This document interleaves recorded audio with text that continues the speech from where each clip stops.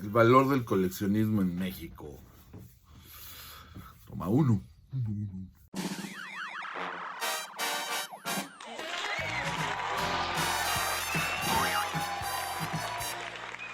Hola, bienvenidos a otro capítulo, otra vez encerrado. Yo lo puse otra vez greñudo. De apuntes chamánicos, mis canchanchanes. Quiero agradecer a la gente de la hemeroteca, a Lilian, a Laura Nayeli, al señor Dalciro, que se comunicaron. Ya tenemos, ya hemos platicado, ya está en procedimiento todo el rollo para devolver esto y también el protocolo para poderlo publicar y coleccionistas que estén interesados en devolver el material lo puedan hacer. Entonces, pues muchas gracias. Gracias a toda la banda que difundió lo de la hemeroteca. La verdad es que se está haciendo un trabajo bien interesante en ese lugar.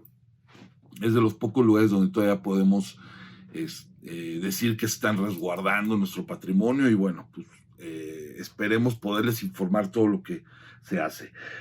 Precisamente hablando de esto, fíjense que surgió el tema o ha surgido la plática sobre pues qué tanto vale el coleccionismo, o sea, como para robarle a una institución y todo eso, y qué tanto valen los cómics mexicanos. En algún momento alguien dijo que el cómic mexicano no era coleccionable, ni era valioso a nivel internacional. Miren, vamos a tratar de ver esto con toda la frialdad y objetividad que se requiere. Primero vamos a entender lo que es una colección, lo que es. Ya alguna vez hemos hecho un apunte hablando sobre las colecciones, sobre los coleccionistas, sobre esta búsqueda real por este grial o por este producto de un valor particular, ¿no? Y juntarlo, o sea, ¿qué sucede con el cómic? El cómic en particular tiene lugares donde coleccionarlo ha adquirido un valor bastante alto. Por ejemplo, Francia, Italia. En Europa hay un mercado, sobre todo también hay un mercado de originales, de venta de originales muy valioso, que llega a rondar un original barato. Por ejemplo, de Milo Manara, yo me enteré que el original de Festo se vendió en alrededor de 20,000 euros, poquito menos, creo que 19,000 euros, el original. Parecería cosa sencilla, pero estamos hablando de alrededor de 380, casi 400,000 pesos de menos por 400,000 pesos. Eso ya entra en categorías. Y no se hable de, por ejemplo, un original de Asterix o un original de Tintín, que ya se consideran patrimonios históricos, están en museos, o sea, son grandes cantidades de dinero las que se gastan en eso. En Estados Unidos también hay un mercado del coleccionismo muy fuerte, muy interesante, muy grande, también de originales, también de historieta. Ahí es donde se divide, como ellos tienen esta cuestión de que creen que inventaron la historieta. Curiosamente, lo que más valor tiene son las historietas de superhéroes. No es gratuito, uno pensaría, porque son los superhéroes y es lo que más se vende. No. Los superhéroes son lo que el cómic aportó como género. El género de superhéroes fue creado en el cómic. Se ha podido ya pasar al cine, a la televisión, crear sus propias obras, pero donde nace esa idea, donde nace todo el canon y la estructura del superhéroe es en el cómic. Entonces tiene un valor muy fuerte allá, pero también hay obras, Famous Funnies tiene su valor, la revista Mad, los de vaqueros, los de romance, tienen un valor y un nivel de coleccionismo. Allá tienen otro aspecto. El coleccionismo va en Europa, pues, va por ediciones, ¿no? Hay unas primeras ediciones, segundas ediciones, dependiendo, y hay mucha reimpresión de las obras clásicas. O sea, ahorita está toda una campaña de integrales de obras clásicas en Francia. En Estados Unidos también hay reproducciones y valen muchísimo los que son los números originales y sacan los TPBs, las recopilaciones. Entonces, alguna vez hemos hablado de que hay, y lo hemos dicho hasta el cansancio, hay 3 grandes mercados en el mundo, los 3 grandes industrias que controlan su área: la francesa, la japonesa y la estadounidense. Sobre el coleccionismo japonés, sé que existe, sé que es fuerte, sé que se maneja de una manera totalmente diferente. O sea, no es fácil encontrar originales. Muchos de ellos son guardados a piedra y lodo por las editoriales. Muchos de ellos pertenecen a los autores. La verdad es que un original de manga yo no lo he visto en subastas. Me imagino que sí lo hay. Me imagino que habrá quien lo coleccione. Pero bueno, eso es, ¿a qué se debe de que de repente haya todo este mercado alrededor de estos de estas 3 grandes industrias? Que muchos de los personajes o de las situaciones que ellos utilizaron se volvieron internacionales. ¿Eso qué quiere decir?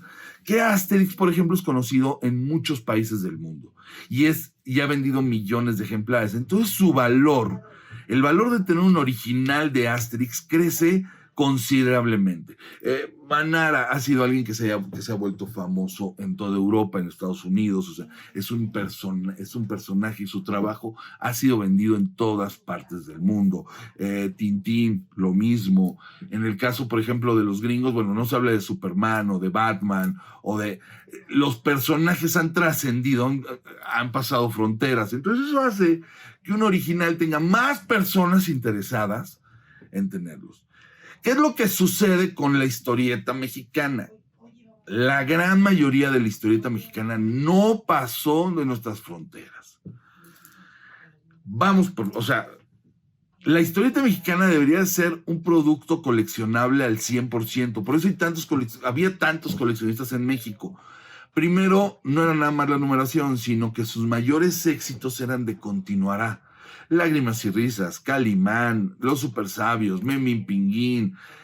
La mayoría de esas historias eran de continuará. Inclusive Fantomas y Chanoc en algún momento. Chanoc tuvo muy pocos números, pero tuvo alguno que duraba 2.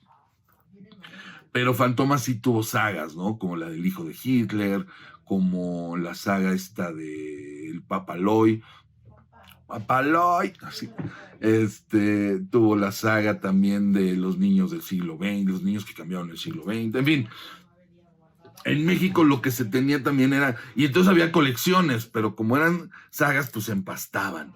Eso era muy común, empastarlo en una época. Recordemos, el coleccionismo fuerte, el coleccionismo económico, cuando se le empieza a dar un valor económico, empieza realmente a finales de los 80s, cuando se vende Action Comics número 1 en millones de dólares. Ahí es cuando se dan cuenta. Yo les puedo decir que antes se compraban originales de Jack Kirby en $50, $20, era muy barato. Luego, ¡pum!, se volvió la locura y ahora vale miles, a veces cientos de miles de dólares. Es brutal.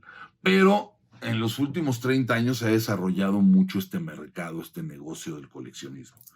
Pero ahí también hay que hacer notar que los autores guardaban mucho sus materiales. Depende mucho de qué tanto hay en el mercado. En México nunca se consideró realmente importante la historieta. Y si tomamos en cuenta los últimos 30 o 40 años, no es que hubiera materiales que realmente fueran de exportación. Tal vez por ahí Memín Pinguín, de EDA, de Editorial Vid, que llegó a Colombia, que llegó a algunos lugares de Sudamérica y por eso se hace conocido.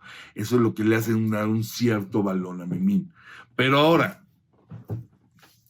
¿cuál es el valor comercial a nivel internacional de los productos nacionales? Es muy claro que lo que se ha vuelto buscado o popular es lo que trascendió fronteras. Editorial Novaro como un primer grupo. Todo el material de Novaro es muy valioso a nivel internacional. ¿Por qué? Porque Novaro sí se distribuyó en toda Latinoamérica, en todos los países de habla hispana. Esos materiales, como en México todos los originales se destruían, para que no hicieran bulto, ni siquiera se guardaban, ni siquiera les interesaba guardarlos en Novaro, se destruían. Por eso no hay originales. Es muy difícil conseguir, por ejemplo, portadas de Fantomas, originales de Fantomas ahí. Son escasos y rarísimos. Esos llegan a ser valiosos. Sin embargo, por el mercado en el que se envuelve, tampoco llegan a cantidades exorbitantes. ¿A qué me refiero? Digamos que una portada de Fantomas que se llegara a encontrar puede llegar a valer 10, 20 mil pesos. Eso quiere decir que en el mercado estamos hablando de entre 500 y $1,000, más o menos. O sea, habrá casos en que valga más, pero por lo regular eso es lo que pagan. A mí es lo que me ha llegado alguien a vender eso. ¿Qué sucede? En realidad no es tan alto, pero también porque nunca ha habido una evaluación. Nadie se ha dado a la tarea en este país, ni en Latinoamérica, de ponerse a evaluar cuánto vale un original de Fantomas, cuánto vale un original de Lágrimas y Risas, cuánto vale el número 1 de Lágrimas y Risas, el número 1 de Calimán, el número 1 de los Super Sabios. Nadie se ha puesto a evaluar ni a analizar cuántos quedan en el mercado. Entonces la mayoría de esos se vende como el comprador necesita. Por eso hay veces en que alguien te va a vender una portada de Memín Pinguín en 15 mil pesos y de repente encuentras portadas de Memín Pinguín que la están vendiendo en 1,500 o 2,000 pesos. Entonces no hay un valor, no hay un lugar donde uno pueda decir, y no hay un mercado real que esté comprando material original mexicano. Sí hay un mercado ahorita en la actualidad de los superhéroes. Entonces te quieren vender Novaro carísimo. La prensa ni se diga, Mac Division, todo lo que fueron superhéroes se quiere vender a precios que también, ojo, parecerían exorbitantes, pero por eso ese material se está yendo al extranjero, porque para el extranjero es barato. Por ahí alguien me dijo que el de la boda de Spider-Man dibujado por José Luis Durán en Estos Hombres Araña y Apócrifo, tal vez de las cosas más extrañas que hay en el extranjero. Primero, los Hombres Araña de José Luis Durán se dibujaron en México y estaban autorizados por Marvel. En su momento Marvel dio permiso de que se hicieran esos cómics aquí. Hay cosas raras que sí, por eso valen tanto la pena. El valor real de la muerte en la familia de Vid, de la edición plateada, es que la portada es oficial, autorizada por DC y hecha por un mexicano. Esa edición solo se vendió en México. Esas son las cosas que hacen que en el extranjero valgan. Pero cuando dicen, no, es que se vendió en 15 mil pesos esa portada. ¿A quién se la vendieron en 15 mil pesos? Si se le vendió a un norteamericano, tomen en cuenta que eso representa 15 mil pesos, serán $750, más o menos. O sea, al precio en que está el dólar ahorita, $700. Allá cualquier cómic muy valioso, y es una rareza para allá un cómic valioso, pues digo, tampoco son que $700 los saques así como así, pero para el nivel de coleccionistas que hay o el nivel de ingreso económico que hay, sí se puede pagar eso fácilmente. Y en México se piensa que es mucho. Esa es la gran diferencia, que estamos hablando de que en México hay un rollo de que ese material es para ricos o se vende solo para que en México debes de hacerlo muy barato. Hace poco hubo ahí un desmadre en un sitio de Facebook porque unos originales se pusieron a la venta, originales de un artista mexicano, a un precio muy bajo, y entonces todo el mundo compró y agradecía porque ese material no se podía comprar. Por lo regular los originales son muy caros para México. No, hay que invertir y hay que saber invertir. Si a mí me dicen, oye Luis, ¿invertirías en comprar ahorita material original mexicano? Sí, claro, pero por una cuestión de preservación. Yo sé que hay gente que maneja originales, las portadas de Gallur se están vendiendo en alrededor de 2,000 pesos. Son 100, $150. Eso vale a veces un Funko, en buena onda. O sea, no es tan alto ese valor. Entonces, ¿cuál es el verdadero valor del mercado coleccionista mexicano? ¿Es coleccionable el producto nacional? Sí, sí es coleccionable.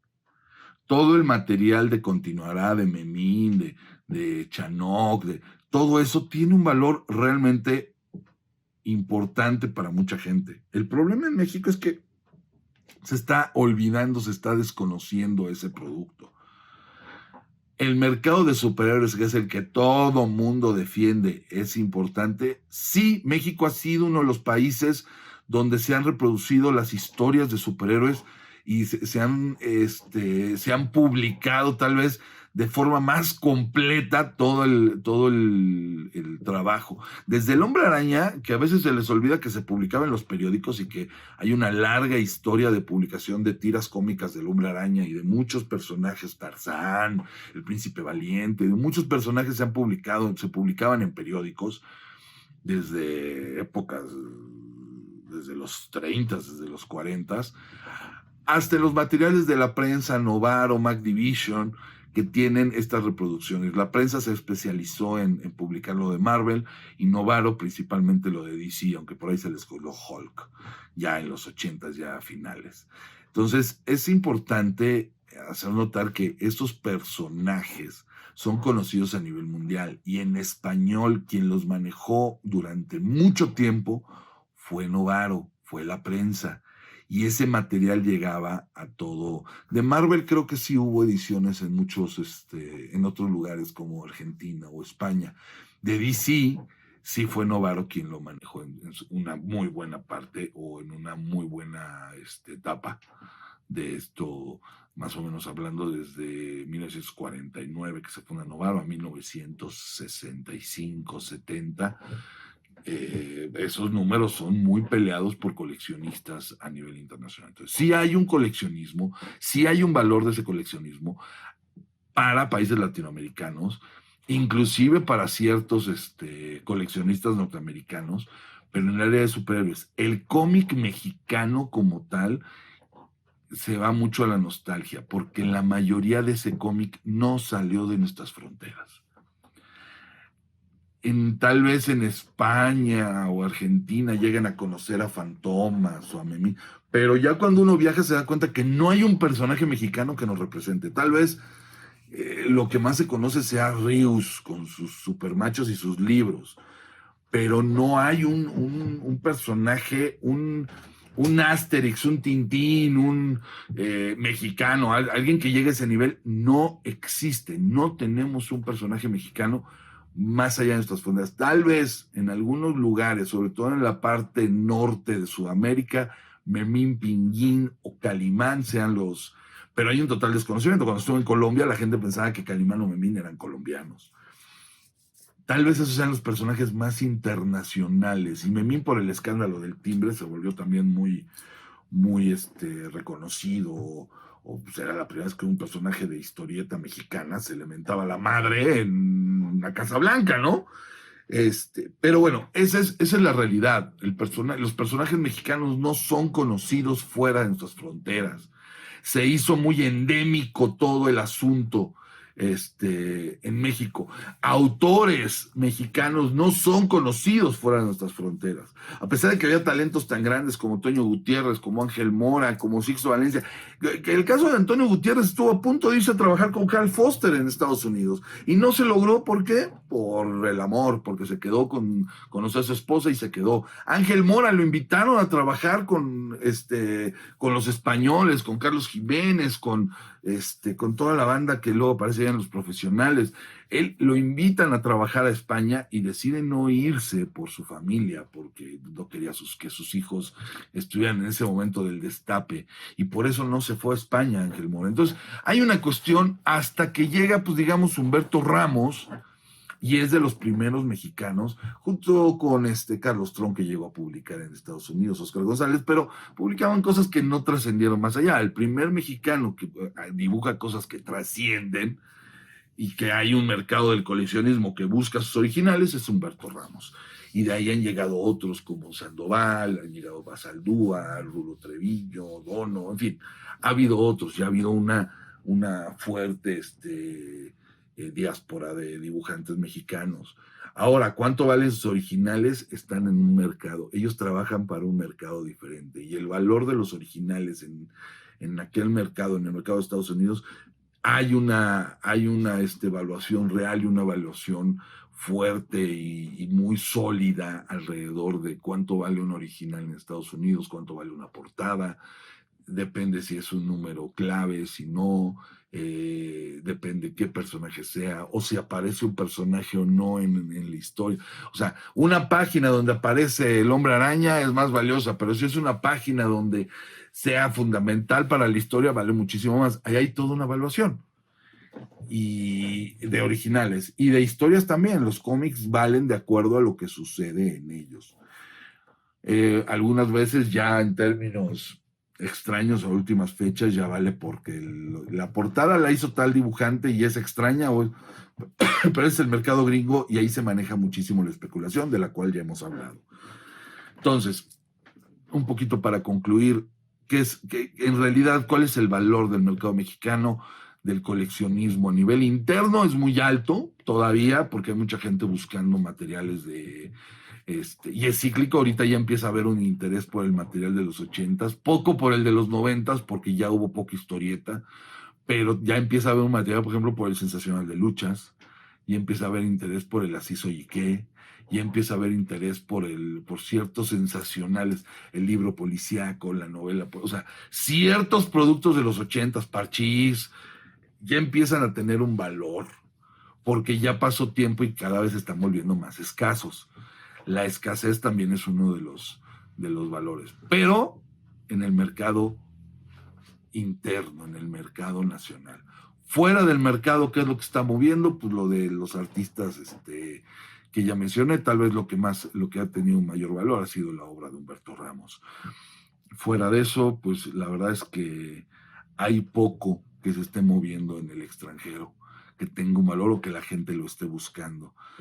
A mí me ha tocado tal vez un poquito los super sabios con algunas coleccionistas, me tocó en España verlo, medio les interesa, se vendían muy baratas las cosas de Lágrimas y Risas que llegaron a España, se vendía muy barato todo lo que llegó de Edar. Novaro tiene sus números que valen la pena y tiene otros que no. Hay grandes coleccionistas en extranjeros, sí, en Argentina hay por ahí 2 o 3 coleccionistas muy fuertes. En España está Jorge Gart, que tiene una colección impresionante, y un par más, que sé que tiene una colección muy fuerte de material mexicano. En México hay grandes coleccionistas como Rulo Pantoja, como Cobian, y hay gente como Pedro Barrios o como José Luis Pescador, otra vez digo José Luis, Juan José Pescador, que son dealers importantes de material tanto para México como para el extranjero, del material que se hace aquí. En el caso de Pedro Barrios, pues me lo ha dicho, ha vendido colecciones enteras al extranjero. Mucho del material importante o del acervo se ha ido al extranjero, y ese tal vez sea el punto más interesante. O sea, ¿qué hay en el extranjero? ¿Qué se coleccionó en el extranjero? Quien le ha interesado la historieta mexicana viene a México y compra cosas muy baratas a muy buen precio para ellos. O sea, cuando vinieron los españoles, pues imagínense, pagaban en euros y lo compraba y a precio de pesos, pues era muy interesante. Entonces, bueno, ya para concluir, señores, sí hay un mercado del coleccionismo, sí vale el material mexicano. No todo, pero sí hay un valor afuera y lo podrán ver en artículos de gente que vende y que compra y que colecciona. Sí vale. Aquí lo importante sería aquilatar si tenemos nosotros el acervo, porque el Action Comics número 1 se ha vendido, pero DC tiene guardado en su bóveda 2 o 3 copias. En México no hay un acervo que nos permita. Y luego, por ejemplo, se venden en el extranjero las primeras apariciones de Paquito, de Pepín, de Superman o de Batman, y esas son las que luego ya no se consiguen en México. ¿Hay un mercado del coleccionismo? Sí. No es del nivel de los grandes mercados coleccionistas europeos, estadounidenses, inclusive japoneses. No. Me gustaría que alguien me comentara o que nos contara sobre el coleccionismo japonés. Se me hace que es muy diferente. Yo lo desconozco, por eso no lo involucro aquí. No he tenido mayor información al respecto. Pero bueno, estos fueron los apuntes chamánicos, señores. Ya saben, si quieren comprar historieta mexicana, cómprenlo. Hagan sus colecciones, habrá cosas valiosas, pero vale la pena. Coleccionar cómic mexicano vale la pena. Estos fueron apuntes chamánicos. Nos vemos, ya se la saben. Por favor, ahora con el cubrebocas, usen un pinche cubrebocas. Yo sé que hay gente muy necia, que no usa cubrebocas y que no se está cuidando. Las cosas no están sencillas. Estamos otra vez encerrados en nuestra casita. Por favor, usen cubrebocas. Porque además el cubrebocas protege, alivia. Y además, ya saben, se lo cuidan, se lo lavan, se lo enceran, se lo cepillan, porque el bigote hay que cuidarlo.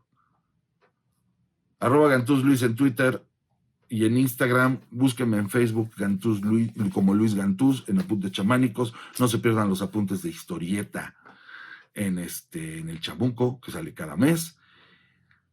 Y este canal de YouTube. Suscríbanse, denle like, denle campanita. ¡Ahí nos!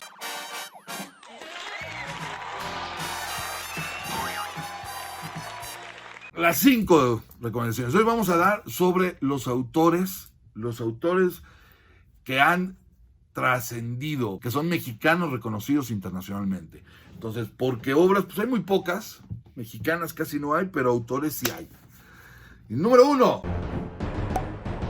el maestro de maestros, el gran Sergio Aragonés, que él se considera mexicano. Él nace en España, pero él se considera mexicano, viaja con pasaporte mexicano a todo el mundo, y la verdad es que es maravilloso su trabajo, muy reconocido. Yo creo que es el mexicano que más reproducciones y más se ha publicado su obra en el extranjero, o sea, su obra personal.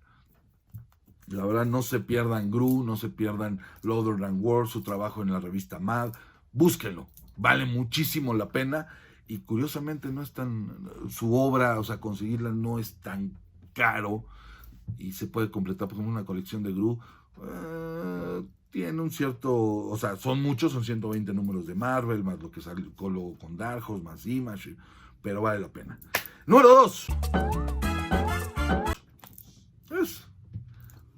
Ese bigote de cuadri, ese tipo llamado Humberto Ramos, pues sí, Humberto es uno de los mexicanos más reconocidos a nivel internacional.